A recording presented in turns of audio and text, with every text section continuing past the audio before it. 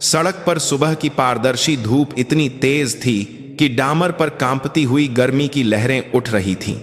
लेकिन उत्तराखंड की पहाड़ी घाटियों से होकर गुजरने वाले घुमावदार रास्ते पर दौड़ रही पुरानी सरकारी बस के अंदर का माहौल सिर्फ एयर कंडीशनर की ठंडक की वजह से ही नहीं, बल्कि एक ठंडे तनाव से भी भरा हुआ था। श्रीमती राधा शर्मा इस साल 70 बरस की हो चुकी थीं।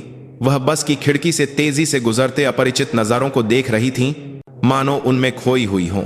उनकी गोद में कपड़े की एक पोटली में बड़े करीने से बंधा एक भारी टिफिन बॉक्स रखा था। उनकी मंजिल भारत की सबसे प्रतिष्ठित इकाइयों में से एक सेना की विशेष अभियान ब्रिगेड का मुख्यालय थी। उनके इकलौते बेटे अर्जुन शर्मा को अपनी नई सैनिक ट्रेनिंग पूरी करके इस यूनिट में आए अभी मुश्किल से 3 महीने हुए थे।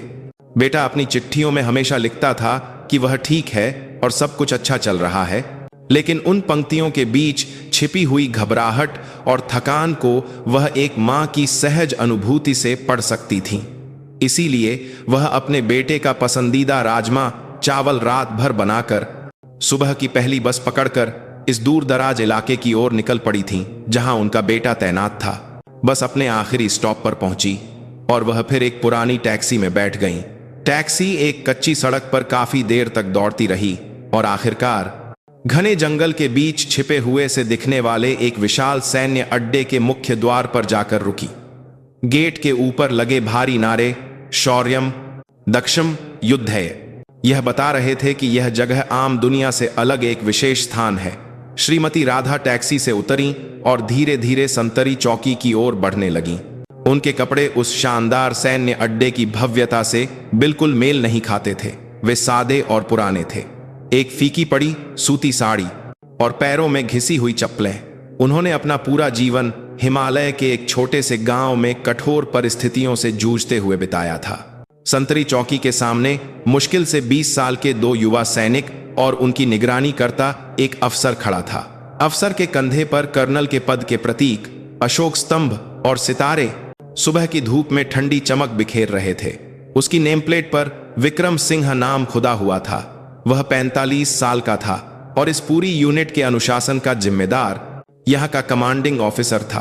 वह अगले हफ्ते होने वाले प्रधानमंत्री के दौरे की सुरक्षा तैयारियों का खुद जायजा ले रहा था। जैसे ही राधा शर्मा पास आईं, कर्नल विक्रम सिंह ने उन्हें एक तीखी नजर से ऊपर से नीचे तक ऐसे देखा मानो कोई बिन बुलाया मेहमान आ गया हो। उसकी नजरें उनके पुराने कपड़ों और हाथ में पकड़े देहाती से दिखने वाले टिफिन बॉक्स पर कुछ पल के लिए टिकीं। उसके माथे पर एक हल्की सी शिकन उभर आई। क्या काम है? उसकी आवाज पूछने वाली नहीं बल्कि पूछताछ करने वाली थी। नमस्ते साहब, मैं यहाँ विशेष अभियान ब्रिगेड में तैनात सैनिक अर्जुन शर्मा की माँ हूँ। मैं उससे मिलने आई हूँ, राधा शर्मा ने यथासंभव विनम्र और नरम आवाज में कहा। लेकिन कर्नल विक्रम सिंह के चेहरे पर कोई बदलाव नहीं आया। मुलाकात?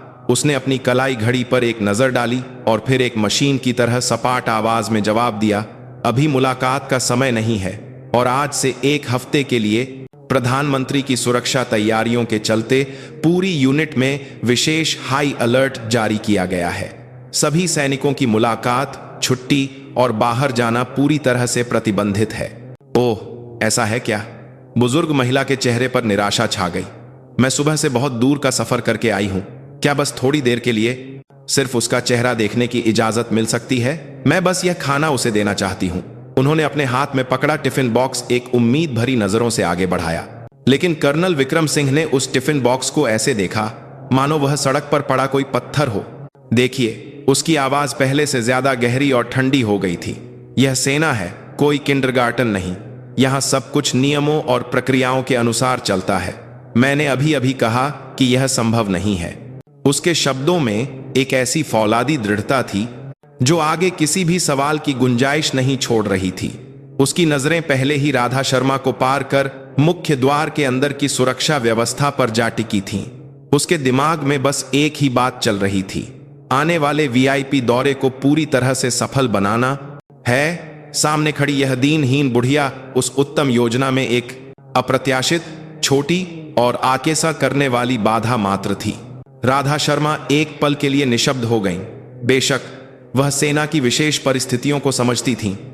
अगर कोई राष्ट्रीय स्तर का कार्यक्रम है तो नियंत्रण एक स्वाभाविक उपाय था, लेकिन उस युवा कमांडर का रवैया सिर्फ नियमों को समझाने से कहीं बढ़कर था। उसमें सामने वाले को अंदर तक अपमानित करने वाला एक ठंडा अहंकार भरा हुआ था। तो क्या मैं जान सकती हूं कि मुलाकात कब तक संभव हो पाएगी? अगर कोई उम्मीद हो तो मैं इंतजार कर सकती हूं। जब उन्होंने एक बार फिर शांति से पूछा तो कर्नल विक्रम सिंह ने अपना सिर घुमाकर उन्हें ऐसी नजरों से घूरा जिसमें स्पष्ट चिढ़ थी। यह मैं कैसे बता सकता हूं? ऑपरेशन की स्थिति कभी भी बदल सकती है और एक आम नागरिक को ऐसी सैन्य सुरक्षा से जुड़ी बातें बताने की मेरी कोई जिम्मेदारी नहीं है। आप यहां खड़े होकर काम में बाधा डालना बंद करें और कृपया वापस चली जाएं। आम नागरिक, काम में बाधा, ये शब्द तीखी सुइयों की तरह उनके झुर्रियों भरे दिल में चुभ गए। उन्होंने एक गहरी सांस ली और आखिरी बार पूरी विनम्रता से अनुरोध किया, कर्नल साहब, कृपया मेरी विनती सुन लीजिए। मेरा बेटा आजकल यूनिट के जीवन में बहुत मुश्किल महसूस कर रहा है। अगर मैं एक बार उसका चेहरा देख लूं तो मेरे दिल को तसल्ली मिल जाएगी। बस 5 मिनट लगेंगे, मैं सारी जिम्मेदारी लेने को तैयार हूं। उनके इस अनुरोध पर कर्नल विक्रम सिंह का धैर्य आखिरकार जवाब दे गया। वह एक कदम आगे बढ़ा और लगभग सिखाने वाले अपमानजनक लहजे में बोला, माताजी, अगर आपको अपने बेटे की इतनी ही चिंता थी तो उसे सेना में भेजना ही नहीं चाहिए था। यह भारत की सबसे मजबूत पुरुषों की यूनिट है। यह उन कमजोर बेटों के लिए जगह नहीं है जो मां के आंचल में छिपकर रोते हैं। क्या आपने कभी नहीं सोचा कि आपका यह अति संरक्षण आपके बेटे को और कमजोर बना रहा है और हमारी यूनिट की फौलादी भावना को दीमक की तरह खा रहा है? उसके शब्द किसी खंजर की तरह राधा शर्मा के सीने में गहरे उतर गए। उनका गहरा मातृ प्रेम बेटे को कमजोर बनाने वाला और यूनिट की भावना को नष्ट करने वाला एक स्वार्थी कृत्य बताकर बदनाम किया जा रहा था। उत्तराखंड की ठंडी हवा का एक झोंका आया और उनकी पुरानी साड़ी का पल्लू लहरा गया। उनके हाथ में पकड़ा टिफिन बॉक्स हजारों किलो का लगने लगा। उसके अंदर सिर्फ राजमा चावल नहीं थे, उसमें एक मां का अपने बेटे के लिए प्यार, दुलार और रात भर जागकर की गई मेहनत का हर एक लम्हा समाया हुआ था। लेकिन वह सब कुछ नियमों और फौलादी भावना जैसे ठंडे शब्दों के सामने बेरहमी से कुचला जा रहा था। राधा शर्मा ने आगे कुछ नहीं कहा। वह बस खाली आंखों से घृणा से उन्हें देख रहे उस युवा कर्नल के चेहरे को बहुत देर तक चुपचाप देखती रहीं। कर्नल विक्रम सिंह ने सोचा कि उनकी इस चुप्पी का कारण यह है कि उसके तर्कों के सामने उनके पास कोई जवाब नहीं है। उसने एक संतुष्ट भाव से आखिरी चोट की, मुझे विश्वास है कि अब आप मेरी बात समझ गई होंगी, तो अब आप जाइए। हमारे पास आप जैसे लोगों से निपटने का फालतू समय नहीं है। यह कहकर वह एक विजयी सेनापति की तरह अकड़कर मुड़ा और यूनिट के अंदर गायब हो गया। उसके पीछे भारी लोहे का दरवाजा धड़ाम की आवाज के साथ बेरहमी से बंद हो गया। अकेली रह गई राधा शर्मा उस जगह पर मूर्ति की तरह काफी देर तक खड़ी रहीं। वह रोई नहीं, उनके चेहरे पर दुख, गुस्सा या निराशा जैसा कोई भी भाव नहीं था। बस एक ऐसी गहरी शांत खामोशी थी जिसकी थाह पाना मुश्किल था। वह धीरे धीरे मुड़ी और यूनिट के सामने बने एक साधारण से ढाबे की ओर चल पड़ी। ढाबा खाली था। वह खिड़की के पास एक मेज पर बैठ गईं और एक कप गर्म चाय का ऑर्डर दिया और फिर उस कसकर बंद गेट को लगातार देखने लगी। उन्होंने सोचा, क्या यह उस युवा कमांडर की गलती है? नहीं, उसने बस वही किया है जो उसने सीखा है, जिस पर वह विश्वास करता है। एक मजबूत सेना, इस लक्ष्य के लिए उसे कठोर और भावनाहीन होना सिखाया गया होगा। समस्या यह है कि वह ताकत के असली मतलब को पूरी तरह से गलत समझ रहा है। असली ताकत कमजोरों को कुचलने और नियमों की दीवार के पीछे छिपने में नहीं है। असली ताकत कमजोर के दर्द को समझने और उनकी रक्षा के लिए विनम्रता से खुद को झुकाने के साहस से आती है। उन्होंने जीवन भर इसी पर विश्वास किया था और ऐसे ही जिया था। उन्होंने अपने बेटे अर्जुन के बारे में सोचा, सीधा सादा और संवेदनशील, लेकिन किसी से भी ज्यादा ईमानदार बच्चा। क्या ऐसे कमांडर के नीचे मेरा बेटा एक सैनिक के रूप में गर्व करना सीख पाएगा और एक इंसान के रूप में विकसित हो पाएगा? शायद आज उन्होंने जो छोटा सा अपमान झेला है वह उन अनगिनत अन्यायों की शुरुआत भर है जिनका सामना अर्जुन को भविष्य में करना पड़ेगा। जब उनकी चाय लगभग खत्म हो गई तो उन्होंने आखिरकार एक निर्णय ले लिया। वह अब एक साधारण मां बनकर नहीं रह सकती थीं। उन्हें इस देश की एक बुजुर्ग नागरिक के तौर पर और एक समय में देश के सबसे अंधेरे कोनों में लड़ने वाली एक वरिष्ठ के रूप में उस भटके हुए युवा अधिकारी को सिखाना ही होगा कि वर्दी का असली वजन क्या होता है। उन्होंने ढाबे से बाहर निकलकर अपना पुराना मोबाइल फोन निकाला। यह एक ऐसा नंबर था जिसके बारे में बाहर की दुनिया में किसी को नहीं पता था। केवल कुछ मुट्ठी भर सर्वोच्च स्तर के लोग ही उसे जानते थे। उनकी सीधी आपातकालीन संपर्क लाइन। उन्होंने स्पीड डायल का नंबर एक बहुत देर तक और बहुत दृढ़ता से दबाया। दूसरी तरफ से एक जानी पहचानी और विनम्र आवाज आई, जी, राष्ट्रीय सुरक्षा सलाहकार कार्यालय। राधा शर्मा के मुंह से दशकों में एक बार भी इस्तेमाल न किया गया उनका पुराना कोड नेम धीरे से निकला, मैं काली बोल रही हूं, साहब से बात कराओ। इस बीच किले जैसी उस यूनिट के अंदर कर्नल विक्रम सिंह आने वाले प्रधानमंत्री के दौरे की तैयारियों में व्यस्त था। वह उस दीनहीन बुढ़िया के अस्तित्व को पूरी तरह से भूल चुका था जिसे उसने कुछ देर पहले भगाया था। उसके दिमाग में बस यही चल रहा था कि वह प्रधानमंत्री और उनके दल को कैसे दिखाए कि उसकी यूनिट कितनी उत्तम और मजबूत है। गश्त के दौरान उसने परेड ग्राउंड में पसीना बहाते हुए युद्ध अभ्यास कर रहे नए सैनिकों को देखा। उसकी तेज नजरों ने एक सैनिक की थोड़ी बिगड़ी हुई मुद्रा को पकड़ लिया। वह अर्जुन शर्मा था। सैनिक अर्जुन शर्मा। कर्नल की दहाड़ पर अर्जुन चौंक कर रुक गया। यह क्या पोजीशन है? तुम्हारा दिमाग कहाँ है? क्या सुबह आई अपनी मां के बारे में सोच रहे हो? उसकी आवाज में जानबूझकर अपमान का भाव था ताकि वह पूरी टुकड़ी के लिए एक मिसाल कायम कर सके। नहीं सर। क्या नहीं सर?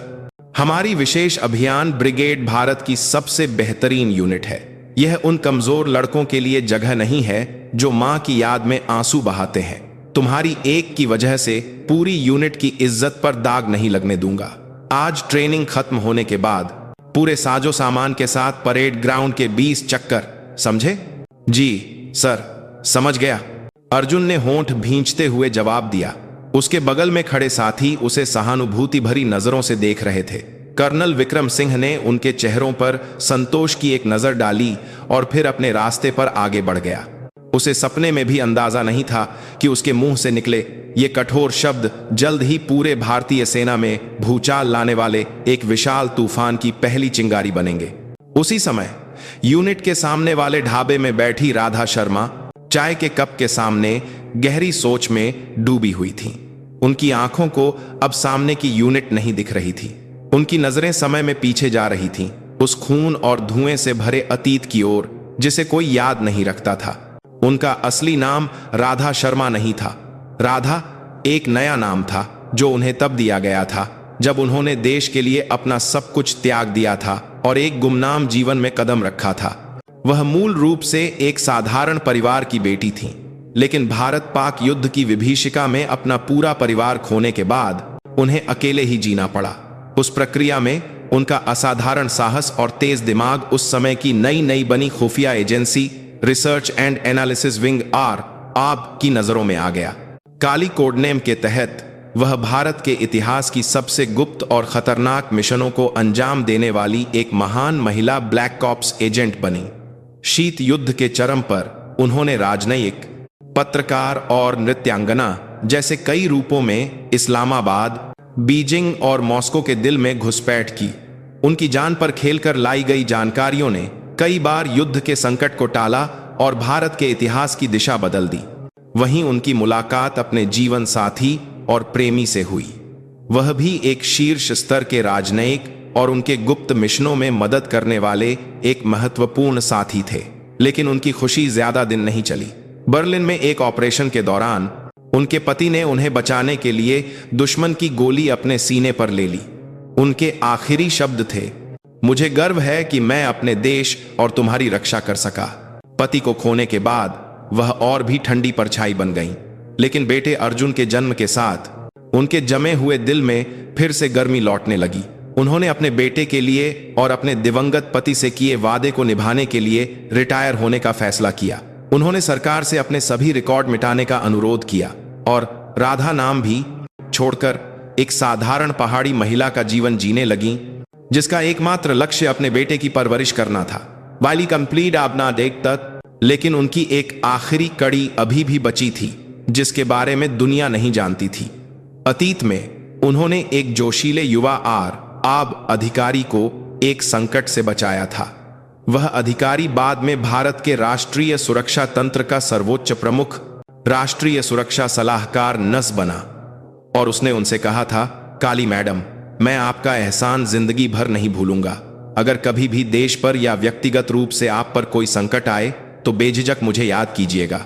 राधा उर्फ काली ने अपना पुराना फोन खोला। मेरा बाज है, माय फैल्कन। उन्होंने मजाक में यह नाम सेव किया था। अब 30 साल पुराने उस वादे को परखने का समय आ गया था। यह किसी व्यक्तिगत बदले के लिए नहीं था, यह उस सेना के सम्मान के लिए था जिसकी रक्षा के लिए उन्होंने अपना पूरा जीवन समर्पित कर दिया था। उस भटके हुए युवा अधिकारी के लिए था, और सबसे बढ़कर उस ठंडी चारदीवारी के अंदर अन्यायपूर्ण पीड़ा झेल रहे अपने बेटे के लिए उनका आखिरी मिशन था। उन्होंने कांपती उंगलियों से कॉल का बटन दबाया। Train train train train. कुछ घंटियों के बाद एक बहुत ही विनम्र और शांत पुरुष की आवाज आई। राष्ट्रीय सुरक्षा सलाहकार कार्यालय। मैं काली बोल रही हूं, साहब को मेरा सलाम कहना। राधा की आवाज धीमी और शांत थी, लेकिन उसमें एक ऐसा वजन था जिसे टाला नहीं जा सकता था। काली, यह RO के सबसे गहरे गुप्त रिकॉर्ड में मौजूद एक महान कोड नेम था। दूसरी तरफ NSA की सांसें एक पल के लिए रुक गईं।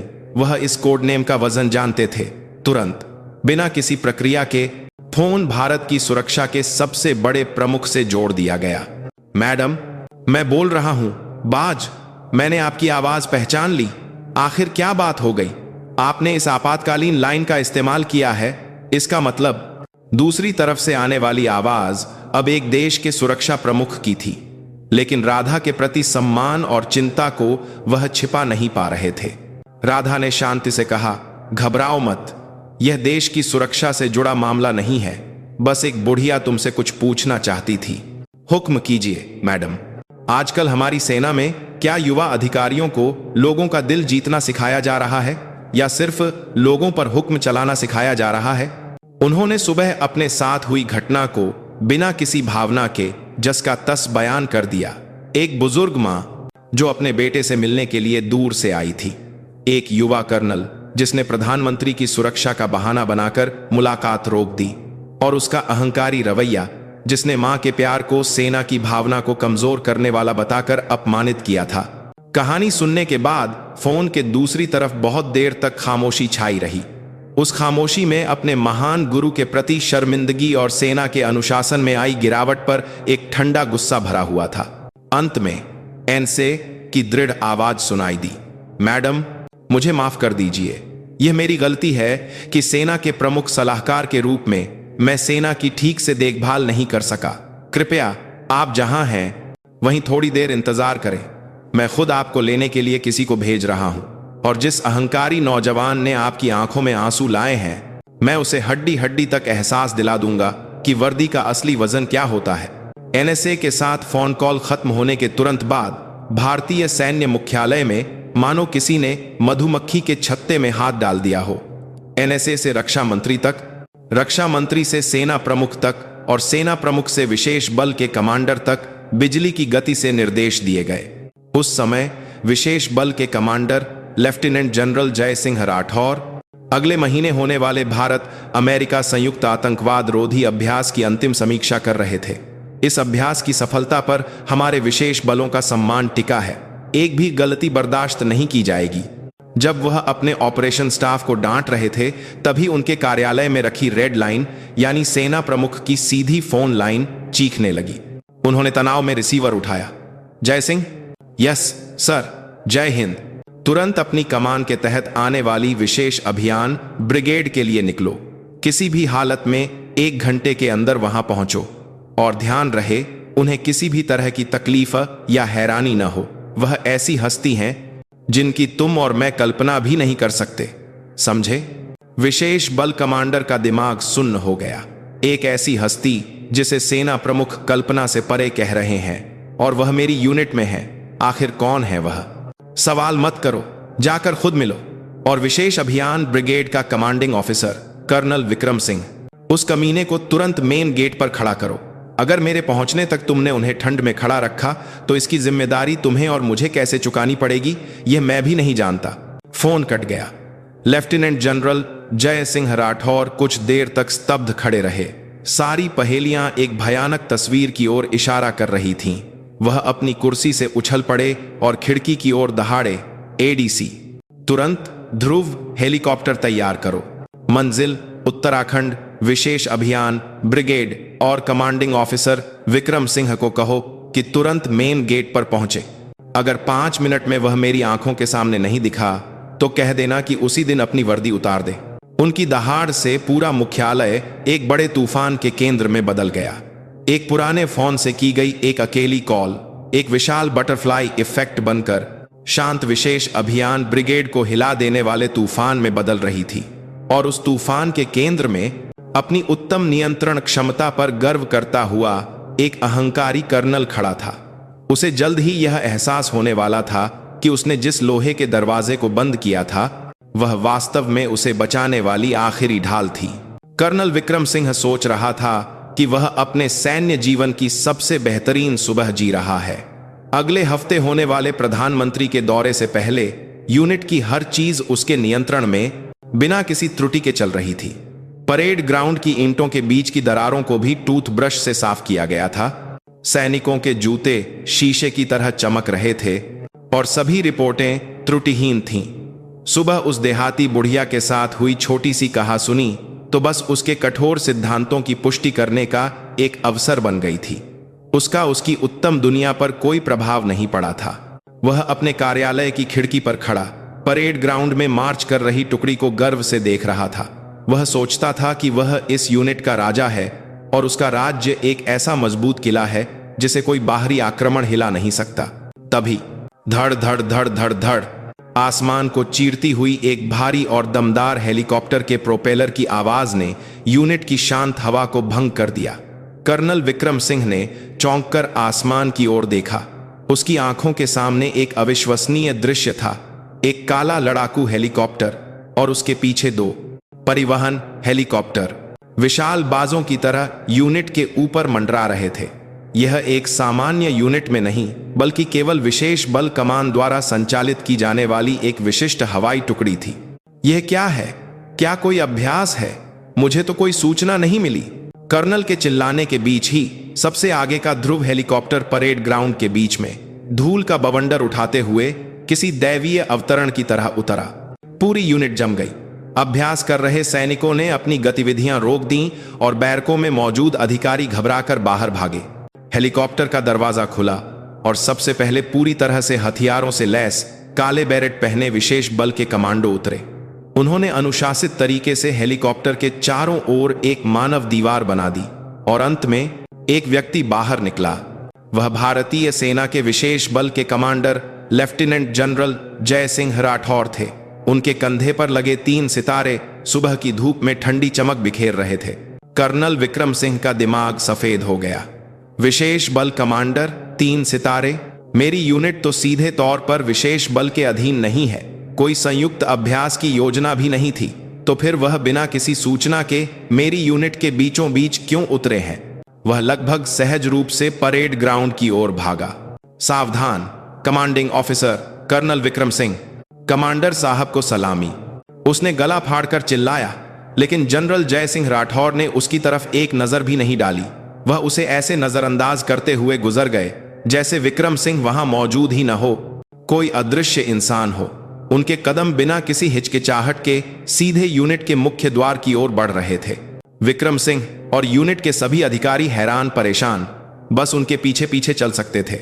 जनरल जय सिंह राठौर के कदम मुख्य द्वार के पास बने छोटे से ढाबे के सामने रुके और वह उस ढाबे की बाहरी मेज पर अकेली बैठी एक पुरानी चाय का कप पकड़े एक दीनहीन बुढ़िया की ओर बढ़े। कर्नल विक्रम सिंह ने उस बुढ़िया को पहचान लिया। यह वही आम नागरिक थी जिसे सुबह उसने अपमानित करके भगाया था। आखिर कमांडर साहब उस बुढ़िया के पास क्यों जा रहे हैं? उसका दिमाग समझ से परे एक उलझन में फंस गया। अगले ही पल वहां मौजूद सभी सैनिकों की आंखों को चकित कर देने वाला, भारतीय सेना के इतिहास में दर्ज होने वाला एक अभूतपूर्व दृश्य सामने आया। भारत की सबसे शक्तिशाली लड़ाकू इकाई का नेतृत्व करने वाले आसमान जैसे ऊंचे विशेष बल के कमांडर लेफ्टिनेंट जनरल जय सिंह राठौर उस दीनहीन बुढ़िया के सामने टक की आवाज के साथ अपने जूतों की एड़ियां जोड़कर खड़े हुए और बिना किसी कमी के एक उत्तम मुद्रा में उन्हें सलामी दी। यह किसी अधीनस्थ से ली जाने वाली सलामी नहीं थी।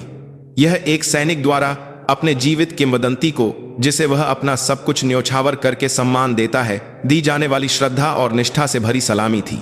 और फिर सलामी बनाए रखते हुए उन्होंने अपना सिर झुकाया, इतना झुकाया कि उनकी कमर लगभग 90 डिग्री पर मुड़ गई। खामोशी को उनकी आवाज ने तोड़ा, गुस्से या फटकार की नहीं, बल्कि सिर्फ शर्मिंदगी और माफी से कांपती हुई आवाज ने। आपने याद किया मैडम? उन्होंने उस बुढ़िया को मैडम कहकर संबोधित किया। अधीनस्थ लेफ्टिनेंट जनरल जय सिंह आपको लेने आया है। मेरे आदमियों ने आप जैसी महान हस्ती को न पहचान कर एक अक्षम्य अपराध किया है। हमें सजा दीजिए। मैडम, मैडम, वरिष्ठ। ये शब्द एक विशाल हथौड़े की तरह कर्नल विक्रम सिंह के सिर पर लगे। उसकी आंखों के सामने अंधेरा छा गया।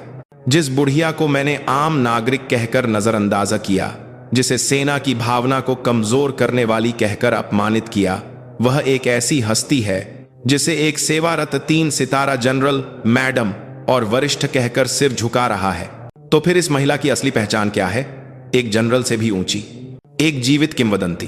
तभी पास खड़े एक बुजुर्ग सूबेदार मेजर के मुंह से लगभग कराहने जैसी श्रद्धा से भरी फुसफुसाहट निकली। काली। कहीं यह काली तो नहीं? यह कोड नेम सिर्फ खुफिया एजेंसी और सेना के सर्वोच्च अधिकारियों के बीच एक किंवदंती की तरह सुनाया जाता था। शीत युद्ध के दौरान देश की किस्मत दांव पर लगाकर दुश्मन के दिल में लड़ने वाली भारत की पहली और सबसे शक्तिशाली महिला ब्लैक ऑप्स एजेंट, आधिकारिक तौर पर 30 साल पहले एक मिशन के दौरान शहीद घोषित की गई एक वीर नायिका। कर्नल विक्रम सिंह को अब सब कुछ समझ में आ गया। उसे एहसास हो गया कि आज सुबह उसने कितनी भयानक और अक्षम्य गलती की है। उसने भारत के एक जीवित इतिहास को अपने गंदे पैरों से कुचल दिया था। उसके पैरों से जान निकल गई। वह लड़खड़ाया। पास खड़े एडीसी ने फुर्ती से उसे सहारा दिया। उसका चेहरा अब किसी जीवित व्यक्ति का चेहरा नहीं था। राधा शर्मा ने अपने सामने सिर झुकाए खड़े जय सिंह राठौर के कंधे पर धीरे से थपकी दी। जनरल, बस करो, सिर उठाओ। उनकी आवाज धीमी और शांत थी, लेकिन उसमें किसी भी आदेश से ज्यादा भारी अधिकार था। माफी चाहता हूं मैडम, यह तुम्हारी गलती नहीं है। मैंने पहले से सूचना नहीं दी। यह मेरी गलती है। चलो अब अंदर चलकर बात करते हैं। युवा सैनिकों के सामने एक विशेष बल कमांडर की क्या इज्जत रह जाएगी? राधा शर्मा ने यह कहकर उन्हें सहारा देने के लिए बढ़े जय सिंह के हाथ को विनम्रता से मना कर दिया और अकेले ही धीरे धीरे मुख्य द्वार की ओर चलने लगी। जैसे जैसे वह एक एक कदम बढ़ा रही थीं, विक्रम सिंह सहित सभी अधिकारी जैसे मूसा के सामने लाल सागर बंट गया हो, रास्ता बनाते हुए सावधान की मुद्रा में खड़े होकर कमर झुका रहे थे। विक्रम सिंह अपना सिर नहीं उठा सका। एक किंवदंती उसके सामने से गुजर रही थी। वह अपने पूरे शरीर से महसूस कर रहा था कि उसके अहंकार और सिद्धांतों का किला उस धीरे धीरे चलती बुढ़िया के एक कदम से ही धूल में मिल रहा था। यूनिट के सबसे बड़े और सबसे अच्छे नजारे वाले कमांडिंग ऑफिसर के कमरे ने अब एक नए मालिक का स्वागत किया। राधा शर्मा कमांडिंग ऑफिसर की मुख्य कुर्सी पर बहुत स्वाभाविक रूप से जाकर बैठ गईं।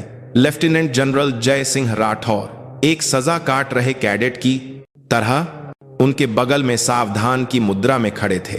कर्नल विक्रम सिंह कमरे के बीच में मौत की सजा का इंतजार कर रहे एक कैदी की तरह खड़ा था। उसकी पीठ से ठंडा पसीना झरने की तरह बह रहा था। एक क्लर्क ने सावधानी से अंदर आकर गर्म चाय परोसी। राधा शर्मा ने चाय का कप उठाकर उसकी गर्माहट महसूस की और फिर शांति से बोलना शुरू किया। उनका पहला वाक्य उम्मीद के मुताबिक कोई फटकार नहीं था। कर्नल विक्रम सिंह, जी मैडम। आवाज एक बकरी की तरह कांप रही थी। मैं समझती हूं कि एक सैनिक के रूप में तुमने अपने सिद्धांतों और अनुशासन को बनाए रखने की कोशिश की। सेना एक ऐसा संगठन है जिसे सिद्धांतों पर ही चलना चाहिए, इसलिए तुम्हारे कार्य को पूरी तरह से गलत नहीं कहा जा सकता। इस अप्रत्याशित बात पर विक्रम सिंह ने अनजाने में ही अपना सिर उठा लिया। उनकी आंखें उसे दोष नहीं दे रही थीं, वे बस गहरी सहानुभूति और अफसोस से उसे देख रही थीं। लेकिन कर्नल, राधा ने चाय का कप नीचे रखा। खट की एक छोटी सी आवाज ने कमरे की हवा को जमा दिया। वर्दी का वजन सिर्फ कंधों पर लगे सितारों से नहीं आता, यह इस बात से आता है कि तुम उस वर्दी को पहनकर हमारे देश के लोगों, खासकर कमजोर और असहाय लोगों के साथ कैसा व्यवहार करते हो। जिन नियमों की तुम जान की तरह रक्षा करते हो वे जनता की सुरक्षा के लिए बनाए गए हैं, न कि जनता पर हुक्म चलाने और उन्हें चोट पहुंचाने के लिए। उनकी आवाज शांत थी, लेकिन हर शब्द एक फौलादी वजन के साथ विक्रम सिंह के दिल में धंस रहा था। एक बेहतरीन वास्तुकार कितनी भी ऊंची और मजबूत दीवारें बना ले, उसका क्या फायदा अगर वह दीवार उन लोगों को ही अपना दुश्मन बना ले जिनकी उसे रक्षा करनी है, तो वह बस एक पत्थर का ढेर है। आज तुमने किले की दीवारों को बचाने के चक्कर में उस किले के मालिक को ही बाहर निकाल दिया। विक्रम सिंह अब और खड़ा नहीं रह सका। उसकी आंखों से गर्म आंसू बहने लगे। उसका विश्वास, उसका गर्व, उसका सब कुछ जो नियम और सिद्धांत थे, वह कितने खोखले और अहंकारी थे, उसे आज बुरी तरह से एहसास हुआ। वह जनता की रक्षा करने वाला सैनिक नहीं, बल्कि नियमों की किताब के पीछे छिपा एक कायर था। राधा की नजरें जनरल जय सिंह राठौर की ओर मुड़ी। जय, मैंने तुम्हें क्या सिखाया था? फौलाद मजबूत होता है, लेकिन वह बाहरी चोट से ज्यादा अंदर के जंग से आसानी से टूट जाता है। जो सेना अपने सैनिकों का दिल नहीं जीत सकती, वह युद्ध के समय सबसे पहले टूटने वाले जंग लगे फौलाद की तरह होती है। लेकिन तुम्हारे नेतृत्व वाली सबसे बेहतरीन यूनिट का एक कर्नल इंसान के दिल से पहले नियमों की किताब पढ़ रहा है। इसका मतलब है कि इसकी जिम्मेदारी तुम पर भी बहुत बड़ी है। माफी चाहता हूं मैडम, मैंने नेतृत्व में गलती की।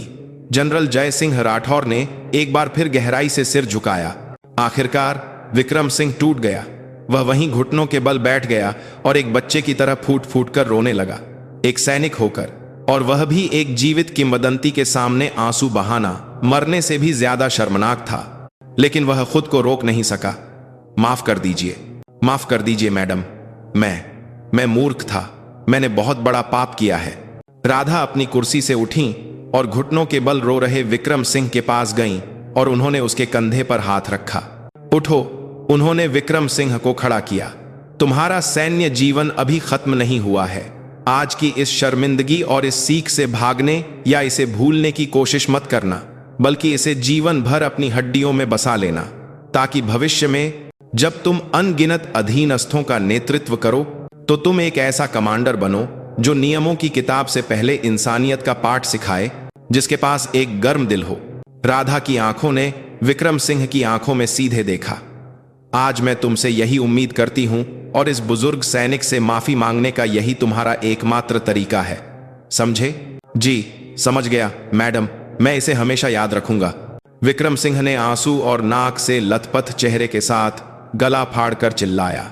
यह उसके सैन्य जीवन नहीं, उसके पूरे जीवन का सबसे सच्चा जवाब था। राधा ने उसके कंधे को एक बार थपथपाया और फिर जनरल जय सिंह राठौर की ओर मुड़कर कहा, अब बस करो और मुझे मेरे बेटे का चेहरा देखने दो। यह राजमा चावल पत्थर हो गए होंगे। तब जाकर कमरे की जमी हुई हवा धीरे धीरे पिघलने लगी। कमांडिंग ऑफिसर के कमरे का दरवाजा खुला और एक मासूम चेहरे वाला सैनिक अर्जुन पूरी तरह से घबराया हुआ अंदर आया। उसके साथ उसका बेचैन कंपनी कमांडर एक साये की तरह लगा हुआ था। अर्जुन ने कमरे में मौजूद लोगों को देखकर अपनी सांसें रोक लीं। टीवी पर ही देखे जाने वाले 3 सितारों वाले विशेष बल कमांडर, उनकी पूरी यूनिट के प्रमुख, आसमान जैसे ऊंचे कमांडिंग ऑफिसर और उस सारी शक्ति के केंद्र में उसकी अपनी मां एक शांत चेहरे के साथ बैठी हुई थी। अर्जुन, मां की आवाज पर अर्जुन को होश आया। मां, आप यहां कैसे? इधर आ, मेरे पास बैठ। अर्जुन एक रोबोट की तरह कठोर कदमों से चलकर अपनी मां के बगल में बैठ गया। राधा शर्मा ने अपनी गोद में रखी, अब पूरी तरह से ठंडी हो चुकी कपड़े की पोटली को खोला और फिर ढक्कन खोलकर ठंडे पड़ चुके राजमा चावल का एक निवाला अपने बेटे के मुंह में डाल दिया। सब ठंडा हो गया, फिर भी चख कर देख। अर्जुन ने कांपते हाथों से निवाला मुंह में डाला। खाना ठंडा और सख्त था, लेकिन उसे यह दुनिया के किसी भी व्यंजन से ज्यादा स्वादिष्ट लगा। मां का प्यार और दुलार 300 किलोमीटर का लंबा सफर तय करके आखिरकार उसके मुंह तक पहुंच गया था। उसकी आंखों में गर्म आंसू भर आए। तब जाकर अर्जुन को थोड़ा थोड़ा अंदाजा हुआ कि आज सुबह से पूरी यूनिट में जो भूचाल आया हुआ है, उसकी वजह सिर्फ और सिर्फ उसकी मां है। उसने अपनी मां के झुर्रियों भरे चेहरे को ध्यान से देखा। हमेशा पहाड़ी हवा से झुलसा हुआ, खुरदरा और साधारण सा दिखने वाला चेहरा। लेकिन आज अर्जुन अपनी मां के कंधों पर रखे जीवन के अदृश्य बोझ को, उस शक्ति को जिसे वह जीवन भर ढोती आई थी, थोड़ा बहुत महसूस कर पा रहा था। मां, मुझे माफ कर दो, मेरी वजह से। नहीं, तू क्यों माफी मांग रहा है? यह हम बड़ों की गलती है कि हम तुम जैसे नौजवानों को एक बेहतर दुनिया नहीं दे सके। राधा की आवाज अपने बेटे के प्रति गहरे प्यार और माफी से कांप रही थी। यह दृश्य देख रहे कर्नल विक्रम सिंह की हिम्मत नहीं हुई कि वह अपना सिर उठा सके। उसे एहसास हुआ कि उसने नियमों के नाम पर उस मां बेटे के भावुक मिलन को कितनी बेरहमी और क्रूरता से रोका था। उसके सीने में 20 सालों से जमी हुई कोई चीज, गर्म राजमा चावल की तरी में पिघलती बर्फ की तरह धीरे धीरे पिघल रही थी। उसे पहली बार एहसास हो रहा था कि जिन नियमों की वह रक्षा करना चाहता था, उनसे भी ज्यादा महत्वपूर्ण और कीमती कुछ और है। वह गर्मजोशी और प्यार भरा मिलन का समय छोटा था। राधा ने अपने बेटे के कंधे को थपथपाते हुए कहा, अपना ध्यान रखना और अपने साथियों के साथ अच्छे से रहना। अब तुम्हारे पास एक अच्छा कमांडर होगा जो तुम्हें समझेगा। उनकी नजरें कर्नल विक्रम सिंह की ओर थीं। यह फटकार नहीं, बल्कि विश्वास और उम्मीद से भरी नजरें थीं। अर्जुन का गला भर आया था और वह बस जी मां ही कह सका। काली के जाने के बाद विशेष अभियान ब्रिगेड में एक अजीब सी शांति छा गई। लेकिन उस शांति के पीछे एक शांत लेकिन विशाल भूगर्भीय परिवर्तन हो रहा था। घटना के केंद्र में रहे कर्नल विक्रम सिंह का बदलाव सबसे पहले शुरू हुआ। उस शाम वह अपने कार्यालय में अकेले बैठकर एक पुरानी सैन्य डायरी निकाली और फिर राधा शर्मा द्वारा कहे गए हर एक शब्द को बिना एक भी अक्षर छोड़े लिखने लगा। वर्दी का वजन व्यवहार से आता है। नियमों की किताब में जो नहीं लिखा उसे पढ़ना सीखो। किले की दीवारों को बचाने के चक्कर में किले के मालिक को ही बाहर निकाल दिया। ये वाक्य अब सिर्फ अक्षर नहीं थे, वे उसके बचे हुए सैन्य जीवन और उसके पूरे जीवन के लिए एक नया दिशा निर्देश बन गए थे।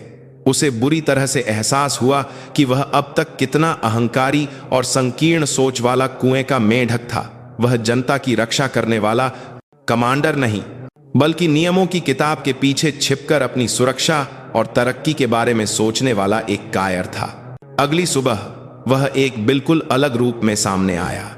सबसे पहले उसने पूरी रात जागकर खुद द्वारा तैयार की गई यूनिट में मानवाधिकार और संचार संस्कृति सुधार योजना को लेकर अपने सीधे वरिष्ठ विशेष बल कमांडर के पास गया। सर, मैं मूर्ख था। मैं अपनी यूनिट को अपने हाथों से बदलना चाहता हूं। कृपया मुझे एक आखिरी मौका दीजिए। उसने अपनी सभी गलतियों को स्वीकार किया और खुद को सजा देने का रास्ता चुना। उसका बदलाव बहुत छोटी छोटी चीजों से शुरू हुआ। सुबह की परेड के समय वह हमेशा की तरह सैनिकों की वर्दी और व्यवहार में कमियां निकालने के बजाय एक सैनिक के पास चुपचाप गया जो रात भर की संतरी ड्यूटी के बाद थका हारा ऊँघ रहा था। बहुत मेहनत की, जाकर आधे घंटे के लिए सो जाओ, मैं तुम्हारी हाजिरी लगवा दूंगा। सैनिकों को अपने कानों पर विश्वास नहीं हुआ। सांप के नाम से मशहूर कर्नल विक्रम सिंह के मुंह से ऐसे शब्द निकलेंगे, इसकी किसी ने कल्पना भी नहीं की थी। उसने मेस में खड़े होकर खुद सैनिकों की थाली में खाना परोसना शुरू कर दिया। खूब खाओ, खाने से ही ताकत मिलती है। अगर खाना कम पड़े या अच्छा न लगे तो कभी भी सीधे मुझसे शिकायत करना। उसने सफाई के समय सैनिक अर्जुन के पास जाकर अजीब ढंग से बात की। कल तुम्हारी मां का दिया हुआ खाना खाया? स्वादिष्ट था? जी सर, स्वादिष्ट था। अच्छा है, अपनी मां को मेरा सलाम कहना। यह एक छोटी सी बातचीत थी, लेकिन उसमें उसकी अनाड़ी माफी और सम्मान का भाव छिपा हुआ था। सैनिकों ने अपने टर्मिनेटर कमांडिंग ऑफिसर के इस बदलाव को सबसे पहले और सबसे ज्यादा संवेदनशीलता से महसूस किया। पहले तो वे झिझके और शक किया कि इसके पीछे क्या राज है, लेकिन जब उसका सच्चा बदलाव जारी रहा तो वे अब उससे सिर्फ डरने के बजाय उसे धीरे धीरे एक मानवीय नेता के रूप में समझने और उसका अनुसरण करने लगे। उसके द्वारा शुरू की गई बदलाव की हवा पूरी यूनिट में फैल गई। उसने सुझाव पेटी की व्यवस्था को खत्म करके कमांडिंग ऑफिसर डायरेक्ट हॉटलाइन शुरू की। यह एक ऐसी प्रणाली थी जहां कोई भी सैनिक गुमनाम रूप से सीधे उससे अपनी शिकायत कर सकता था। शुरू में किसी ने इसका इस्तेमाल नहीं किया, लेकिन जब एक सैनिक ने हिम्मत करके बैरक के अंदर होने वाली एक छोटी सी बदमाशी की शिकायत की और कर्नल ने अगले दिन सुबह पूरी यूनिट के सामने उस मामले को निष्पक्ष और सख्ती से सुलझाया तो स्थिति बदल गई। हॉटलाइन बंद नसों को खोलने की तरह यूनिट के अंदर के छोटे छोटे फोड़ों को नासूर बनने से पहले ही ठीक करने वाला एक प्रभावी संचार माध्यम बन गया।